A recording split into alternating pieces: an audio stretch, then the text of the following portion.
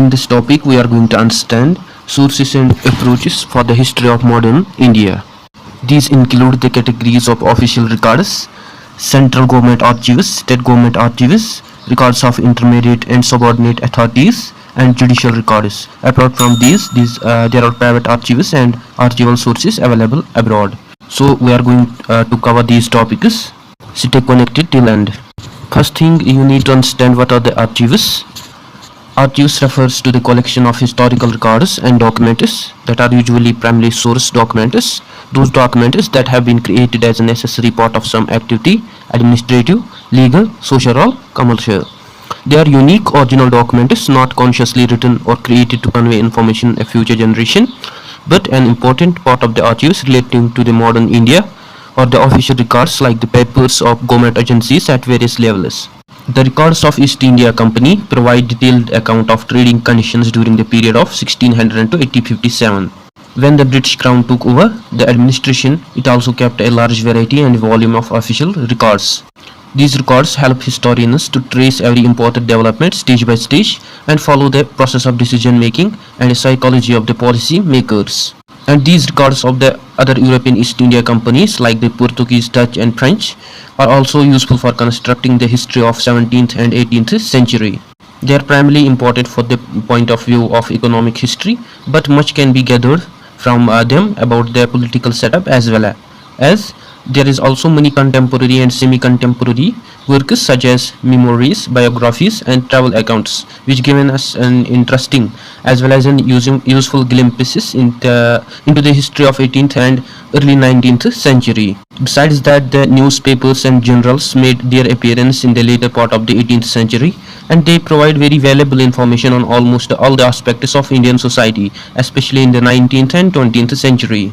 Let us begin with the central government archives. The National Archives of India, located at New Delhi, contains most of the archives of the Government of India. These provide an authentic and reliable source material on varied aspects of modern Indian history. And these records with the National Archives come under the various groups, they representing the different branches of Secretariat at different stages of its development. This happened as the work of East India Company was distributed among the various branches like the public or general, revenue, political, military, secret, commercial, judicial, education, etc.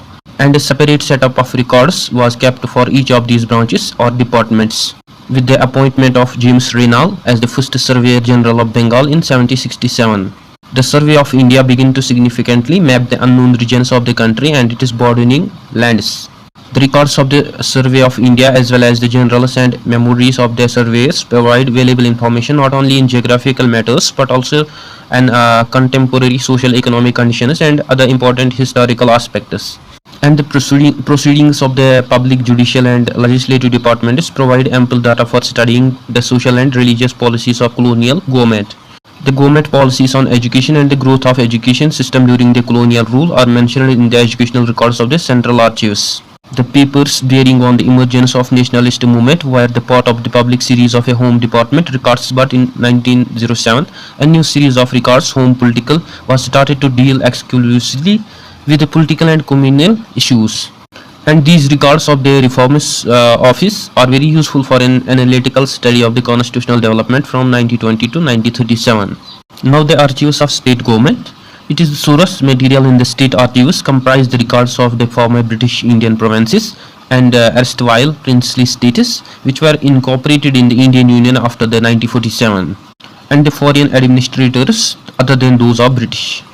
Apart from these, the records of those Indian powers which were taken over by the British, for instance the archives of the Kingdom of Lahore, popularly known as Khalsa Darbar, records from 1800 to 1849 are the important source material. Another important collection of the pre-birth public archives in India is the Peshwa Daftar. It is housed in the Alienation House, Pune. It forms the most valuable single source for the study of Maratha history for a period of almost a century before the fall of the Peshwas. For studying the history of the princely states of Rajasthan with Jaipur, Bikaner, Jodhpur, Udaipur, etc. These are archives of the states now housed in the Rajasthan state, and archives at Bikaner are available, and similarly the history of Dogra rule from 1846 in Jammu and Kashmir can be studied in the valuable collection of state papers housed at Jammu. And the other significant archives of the princely status are those of Galevar, Indore, Bhopal, and Riva, all in Madhya Pradesh. Travancore and Cochin in Kerala, Mysore in Karnataka, and Kolhapur in Maharashtra.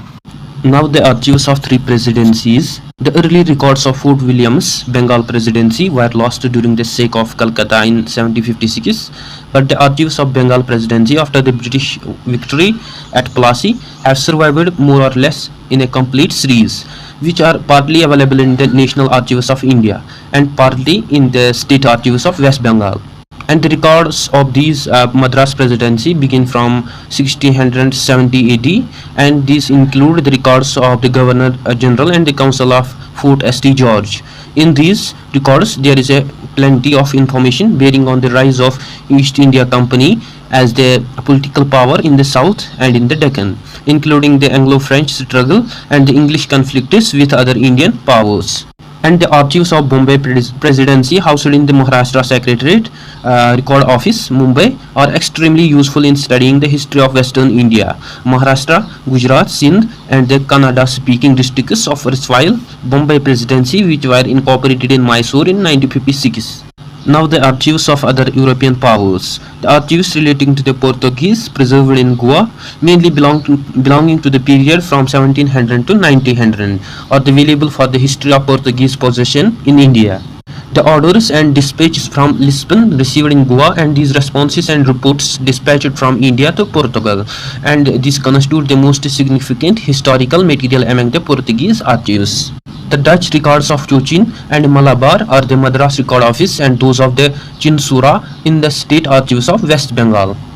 The French archives of Chandranagore and Pondicherry, now Puducherry, were taken to Paris by the French authorities before they relinquished these settlements. And the archives of Danish possessions were also transferred to the Copenhagen when the Danish sold Tranquebar and Serampore to the English East India Company in 1845. The remaining Danish records, mainly relating to the Tranquebar 1777 to 1845, are now housed in the Madras Record Office. Now the judicial records. Judicial records housed in the Madras Record Office. The archives of the Mayor's Court at St. George beginning from 1689 AD are the earliest available judicial archives. The pre-Plassey records of the Mayor's Court at Fort Williams have been lost, but those of the years 1757 to 73 are kept in the record room of the Calcutta High Court, along with the archives of the Supreme Court of Bengal 1747 to 1861. Similarly, the records of the Mayor's Court at Bombay, established in 1728, are available in the Maharashtra Secretariat Record Office, which also has the custody of archives of the Bombay Recorder's Court and the Supreme Court. Apart from the containing the proceedings and minutes, this category of records contains the copies of wills, probates, and letters of administration, which are very useful for genealogical study and for the investigation pertaining to the state of society and economic conditions in the respective regions. Now the published archives. Published archives are the most significant archival publication are the parliamentary papers, which include many excerpts from the records of the East India Company and Government of India under the Crown. So these reports of the parliamentary selected committees. So the various royal commissions constituted on specific subjects like education, civil reforms, and feminists, or the parliamentary debates on the Indian Empire are indispensable. Besides that, the proceedings of Indian and provincial legislatures, the weekly gazettes published in central and provincial governments, and collections of laws and regulations issued from time to time also serve as a useful source material for historical research. Now the private archives. These are the archives which comprises papers and documents of individuals and families of note who played a significant role in the development of modern India, and these papers of eminent leaders of the nationalist movement and the records of organizations like the Indian National Congress are housed in Nehru Memorial Museum and the library in New Delhi. The archives of banks, businesses, houses, and chambers of commerce are extremely useful and helpful in the study of economic changes. Now the foreign repositories. A vast body of historical material related to the history of modern India is available in the repositories of erstwhile. So the imperialist powers who ruled in different parts of the Indian subcontinent, as well as in some countries in England, the India Office records, London, and the records kept in the British Museum are very valuable. And the India Office records possesses very important documents, and the minutes of the court of directors and the general court of East India Company and various committees constituted from time to time, and the minutes and correspondence of the board of control or the board of commissioners for the affairs of India, and also the records of Secretary of State and the India Council. The British Museum possesses collections of the papers of British viceroys, secretaries of state and other high-ranked civil and military officials who have posted in the India. And these archives of the missionary societies, for instance of a Church Missionary Society of London, provide insight into the educational and social development in pre-independent India.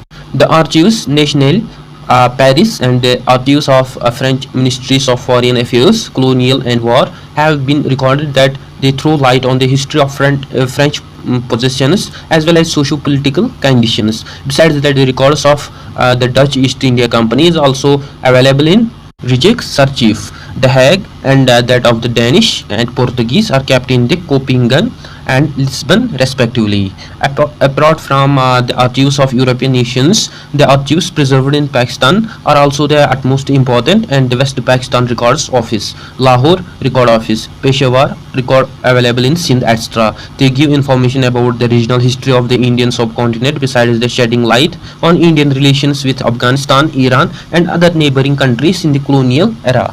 Now the biographies, memories and travel accounts. Many travelers, traders, missionaries and civil servants who came India have left accounts their experiences and their impressions of various parts of India. An important group among these writers was the missionaries who wrote to encourage their respective societies and send more missionaries to India for the purpose of evangelizing its inhabitants.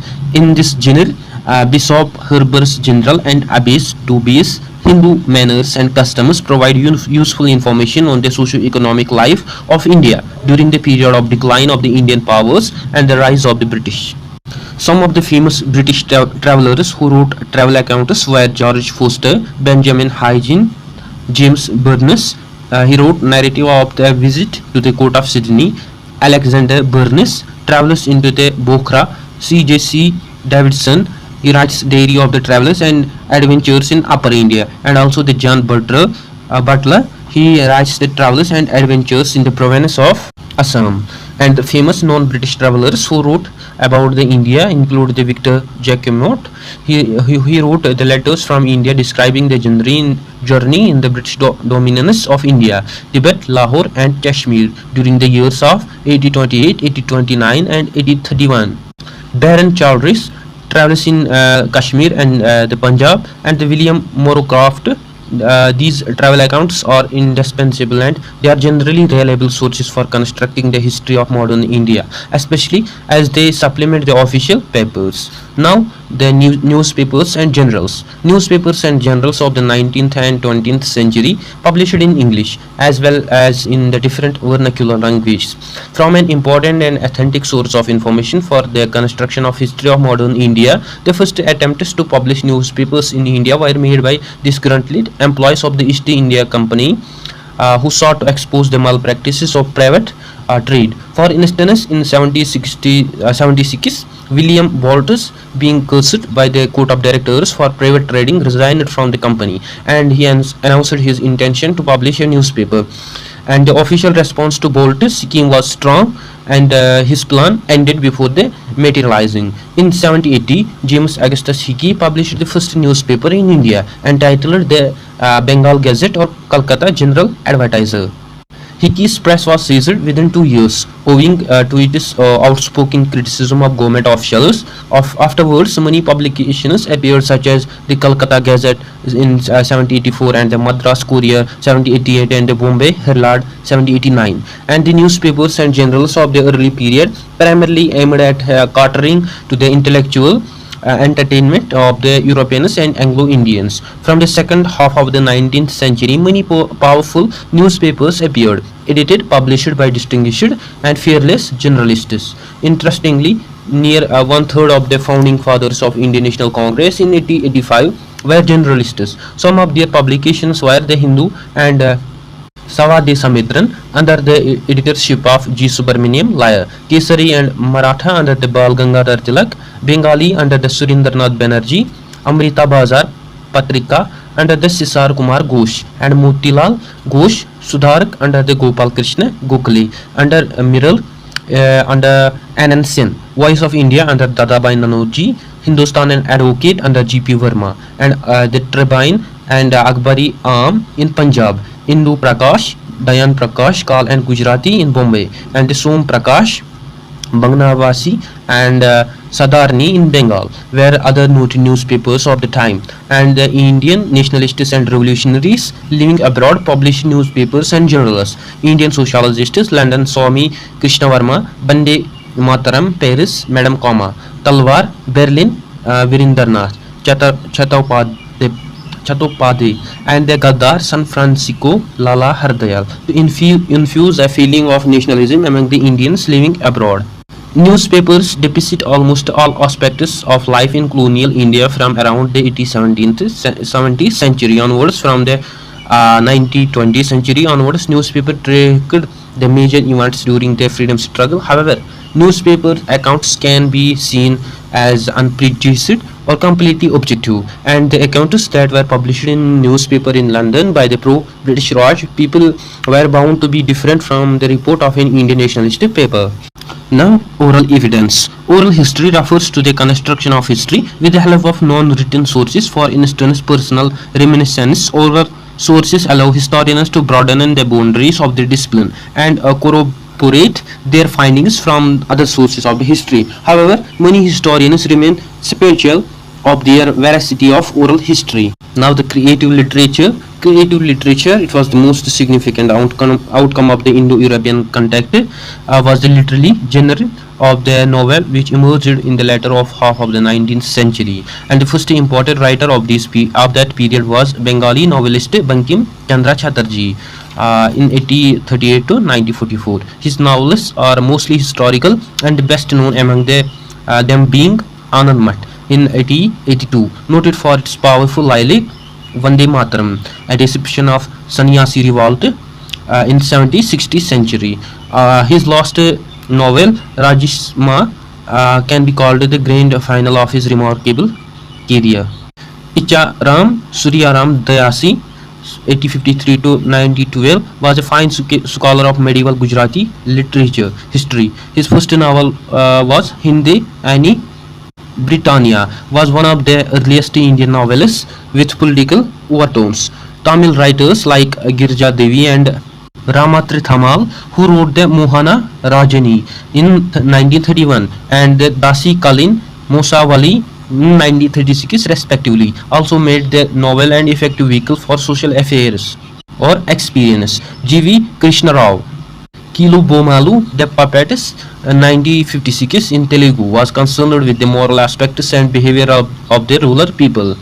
Vaikom Muhammad Bashir, 1910 to 1994, was one of the eminent writers of Malayalam, whose famous novel Baliyakalashi, The Childhood Friends, 1944, was the tragic tale of love. Similarly, Tazaki Siva Sankara Pillai became the prominent of his two extremely well-written works in Malayalam, that was Tutti Yudi Makan, Son of the Scavenger, 1947, and Chiman Shrimpus, it was in 1956. And despite having all the different educational backgrounds and social outlooks, all these writers shared this strong sense of realism and deep interest in the life of marginalized and oppressed sections of the society. And these novelists give a picture of social milieu of these days, and they relate to.